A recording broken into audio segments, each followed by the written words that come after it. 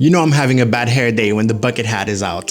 So, I've been a content creator for many years now, and there's so many things that I've learned that nothing could have prepared me for. No one was talking about those things, and today I want to share a little bit of that with you. Now, I'm not gonna lie, I will be talking in this video about being a full-time content creator, really having the drive and the passion to want to be a content creator as a vocation, as a profession, as a passion. And as much as the format is kind of like, 5 things to know about content creation, I still want to be completely real with you in this video. And although I might sound a little negative throughout this video, the whole goal is to actually give you advice for you to avoid those things so that you don't have to go through what I've been through. Anyways, I am fortunate enough to do this full time and to make a living out of it. And I am also very fortunate to have a sponsor for this video. So a quick message from them and then we can begin. And this video is sponsored by Own3d PRO. Own3d PRO is known to give you overlays, alerts, widgets, everything you need to start your stream. But they just came up with something pretty awesome. They just dropped a feature that allows your viewers to trigger sound alerts, but also visual alerts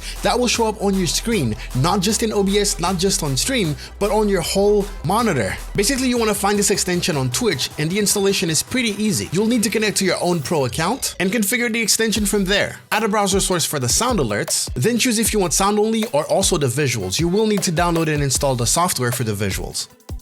It installed super fast. Now, since it's showing on your screen, if you're not using display capture, you will need to add an additional browser source link so they can see it too. All right, let's add it as a panel. Then pick the effects that you would like to make available to your viewers. You can even preview them.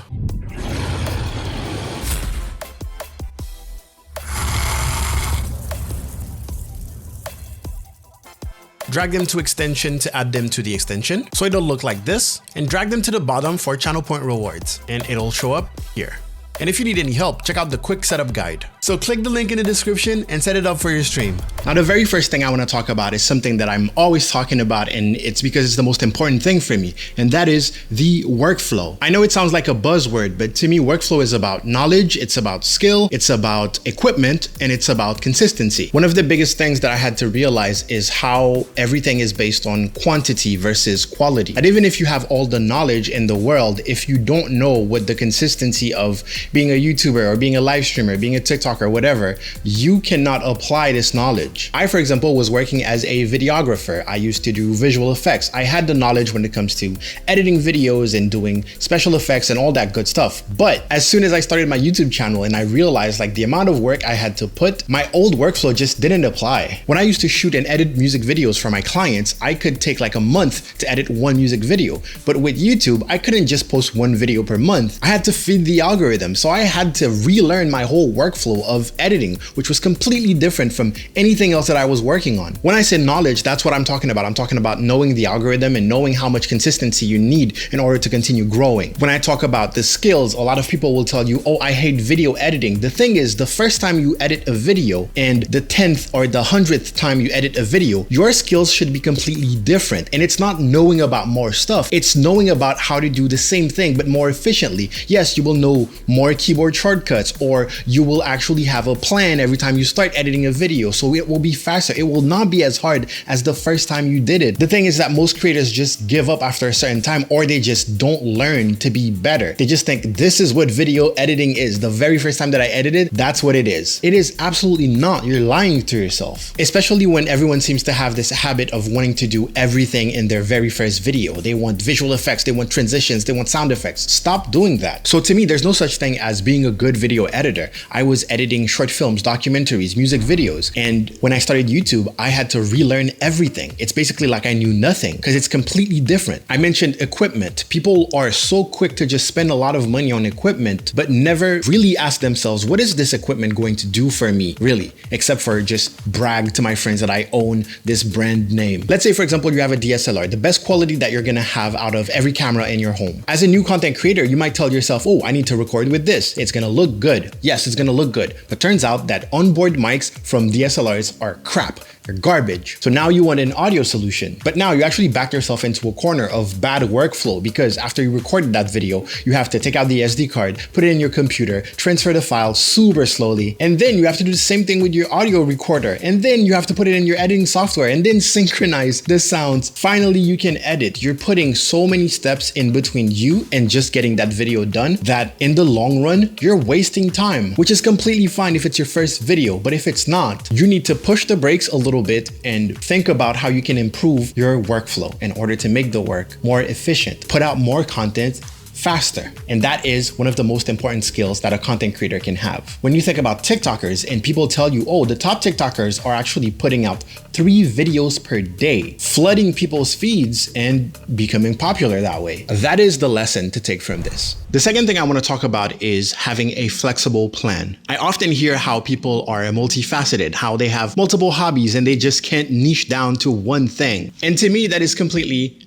human. That's normal. But unfortunately, to me, it also indicates someone that is still treating it as a complete hobby. And you're like, whoa, bold statement. Why are you saying that? Well, I'm saying that because every single day they wake up and they go to a job to do the exact same job every single day. What happened to being multifaceted? What happened to being, passionate about so many things? If you truly want to go full time with content creation, you are going to have to treat it like a job. And I know a lot of people will tell you that, but seriously, the thing with passion is that, yes, you can make a living out of your passion. The thing is, it's impossible to make a living out of 100% of your passion. Basically, no matter what you do, there will be a percentage of that you absolutely despise, right? My last office job sounded like the perfect job for me. It sounded like my dream job, but I hated waking up at 6 a.m. I hated having to run in order to catch the train. I even passed out one time. But you know what? For over a year, I did that every single morning. Me, Gal Level, who does 3D printing, photography, music, virtual reality sculpting,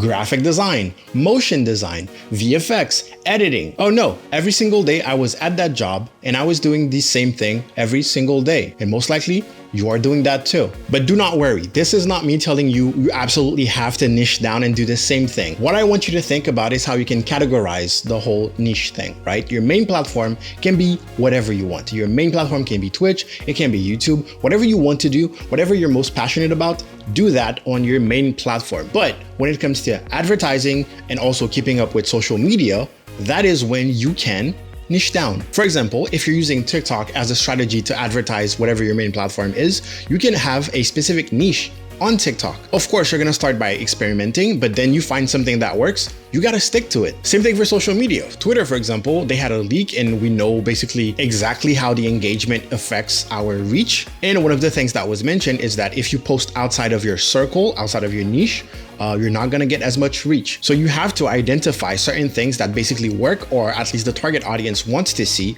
and keep on doing that thing like it was a gimmick. But it doesn't have to be on your main platform. On your main platform, you can still do whatever you want. I would never advocate for you to give up on your passion and be a completely different person just to get views. But I will advocate for you to have a flexible plan. If you have something that doesn't work, find something else that works that you're also passionate about. The other thing is being able to balance your passion and, well, your work, your new work, being a content creator. So you must know that there will be parts that you absolutely hate: answering emails, doing finance, negotiating, the unsurmountable amount of people who want to exploit you. The thing that you need to remember is that you are molding this job for yourself, essentially. So of course, I want you to be able to balance what is necessary and your passion. I want to talk about being real with yourself. Most likely, whatever you want to say is not going to work. That's kind of a continuation of the previous point. Most likely what you want to share with everyone is not what people want to see. Otherwise, everyone would be a successful influencer. And the advice here is to work super smart. Whenever you want to experience growth, the best thing you can do is adapt strategies that are proven to work. Right? I know that the hardest part of being a content creator, well, is the create part, but in this case, you don't have to. Everyone basically paved the way for you. You can do competitive research when you find out the top 5 people in your niche, and then you research what is their most popular content, basically what worked for them. And then you also have to research what didn't work for them, their least viewed content. Having that type of information will give you more of an advantage in your niche than any tips video, even this one. Because if you start off by learning from the others' mistakes, you can truly learn about your target audience because those things have been tested on them. The goal here is basically to guarantee success. Always show up with like 2 steps ahead of everyone else. Now for the next point, I know that some feelings are probably gonna get hurt, but hear me out. Really hear me out and try to understand what I'm saying, okay? My advice here is for you to keep your guard up at all times. I believe that there are 2 types of predators that you need to watch out for, and they are companies and the company that you keep. The thing about companies is that they desperately need you, but they don't know it yet. They are often looking for fast return on investment, so they will try to squeeze the most work out of you while paying you the least amount possible. So advocating for yourself, standing up for yourself becomes a very valuable skill. The truth is, any company could continue working like the traditional way. They just buy ads on Google and then they sell their products. They buy ads on billboards, on social media platforms, on websites, and it's all good. But what you need to know is that you as a content creator, the connection that you develop with your audience is so valuable. It is better than any advertisement. Buying something because you saw an advertisement on a billboard versus buying something because the person that you look up to uses that thing are not even close to being equal. A billboard usually targets just everyone who passes by, but working with a content creator in a specific niche narrows down the precise type of people that might want your product. And to be completely honest, in those companies, there's a lot of people that are just completely incompetent. They went to business school and they learned specific methods of marketing and they just stick to it even though they're completely outdated. Most of the time, you as a content creator, you will understand the content creator economy way better than them. Not to mention how many boomers occupy important positions at those companies, so they are the decision makers. So that's why it's so difficult to get companies to properly finance whatever contract you have with them. Again, the advice here is to keep your guard up, meaning that you're gonna receive a bunch of emails and stuff like that, and everyone is going to tell you everything you want to hear in order to accept to basically be exploited, and you need to fight against that. And then I mentioned the company that you keep, and please hear me out on this one. If you go on any platform, for example, Twitter, you will feel like everyone is a content creator, right? The truth is only about 1% of them are truly dedicated. Now, why is that? Well, it's because the majority of people love the vague implication of it. Being a content creator means that you receive positive attention, that you receive at least a little bit of support financially, emotionally, and all of that. So you trying to go full-time and trying to make this your job, you might feel like you're surrounded by content creators. You're surrounded by people who are fighting to reach the same goals as yours, but you're not. Deep down inside, those people know that they will never go full-time. But at the same time, since they are the majority of content creators, they are super present in this space, engaging and participating in the discourse, most often creating senseless drama because, well, it's fun for them. It's like a reality TV show. It's exciting. It's entertainment. It's a hobby. Now, do not get me wrong, because it might feel like I'm being disrespectful to those people. I love the idea that the entry level for being a content creator is on the floor. It's super low. Everyone has access to being a content creator, and that is great. That is the reason why I'm a content creator. I'm definitely not advocating for those people to go away or anything like that. What I'm saying is that you need to figure out and be able to identify who is real, who is dedicated, and who is not, because if not, they're gonna waste your time. You are going to spend a lot of energy giving them your time, giving them advice, being there for them. Maybe even supporting them financially because of the potential that you see in them. Except that one day they will self-sabotage into the ground and waste it all. Because, well, they knew all along that they could just go back to their daily job. Believe it or not, I am not trying to scare you out of this. The thing is, I feel like it's important to have a certain notion of separation when it comes to who is dedicated and who is not dedicated. And of course, someone who's not dedicated can become dedicated. So you can't really guess. What I'm saying is that I've seen so many people basically sacrifice their time, their energy, their money into other creators. And all of that goes to waste while they could have been investing it in themselves. I'm not telling you to be selfish. I'm telling you to be conscious of your decisions. Okay. As for myself, this is still a dream job. And I'm living the dream by having this job that I molded for myself. I need to stop slapping my thighs.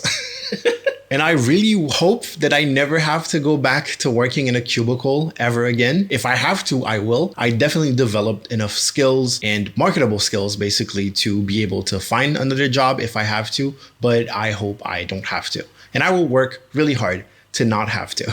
I don't mean to sound all high and mighty or anything like that. I am not that much of a successful creator, but I've been in the game for long enough basically to know those things and to have been through those things. There's a lot of negative sides, but the positive definitely outweighs it. At the end of the day, you are human. Remember that there's a lot of things that you are going to feel. There's a lot of things that are going to impact you mentally. And sometimes you have to push through it. Sometimes you have to listen to yourself, take a step back and reevaluate what you're doing. My final advice for this video is that I truly believe that in order to protect yourself in a way and strategize in the best way possible for personal gratification is that you should focus on building up your audience yourself. You should focus on basically being valuable to everyone else before you immediately look for a sponsor or something like that. Build your community and build your content base and your monetary sources to work for you to a point where you're comfortable. That way, companies will need you and not the opposite. You will feel more comfortable rejecting contracts, for example, bad contracts, of course. You will feel more comfortable saying no to a very good contract, but it's for a company that you don't want to support and things like that. I'm not going to BS you with some moral high ground of, oh, everything needs to be ethical and all that, especially after seeing that most of the time the public don't want the content creators to be ethical. People who lie to you are the people that you love the most. But at the end of the day, if you're passionate about anything good, if you're passionate about more things, it is not preventing you from niching down. It's actually a good advantage to have, because if one thing doesn't work out, you can always switch up to something else. And as long as you got the skills, you are unstoppable. So yeah, go out there, make me proud, get level, out.